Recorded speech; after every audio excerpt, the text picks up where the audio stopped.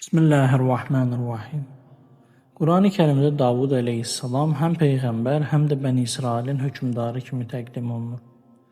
Ayələrdə bildirilir ki, Allah ona hökmranlıq, hikmət və doğru qərar vermək qabiliyyəti vermişdir.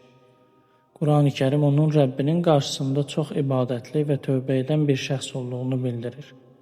Sad surəsində Davud əleyhissalamın Allahın xüsusi olaraq seçdiyi bəndələrdən olduğu vurğulanır. Həmçinin qeyd olunur ki, Allah onunla bir sülh dövrü yaratmış və ona düşmənlərə qarşı qüvvət vermişdi. Qurani Kərimdə Davud əleyhissalamın möcüzələri də qeyd olunur. Allah dağlara və quşlara onunla birlikdə təsbih etməyi əmr etmişdi. Bu ilahi mərhəmət nişanəsi olaraq göstərilir. Digər bir möcüzəsi zəmbər adlanan zirək toxuma sənətidir.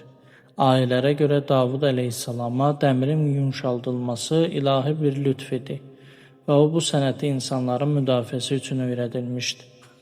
Davud peyğəmbərin hökmləri barədə ən məşhur Quran nümunələrindən biri 2 nəfərin mübahisəsi hadisəsidir.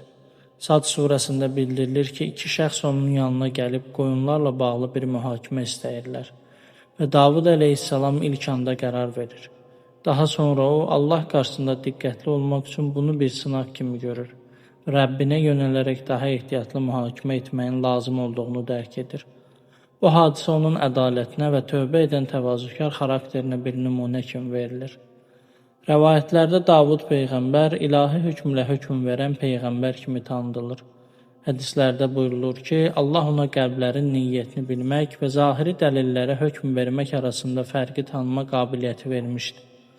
Davud əleyhissalamın Bəni İsraili birləşdirən, onlara ilahi qanunları tətbiq edən və ənənəvi şifahi hökmlərin yazılı qanunlara çevrilməsinə təkan verən şəxsiyyət olduğu vurğulanır. Qurani Kərim onun güclü iman sahibi olmasını, siyasi və hərbi liderlik qabiliyyətini və eyni zamanda Allah qarşısında müti bir bəndə kimi davranmasını birlikdə təsvir edir.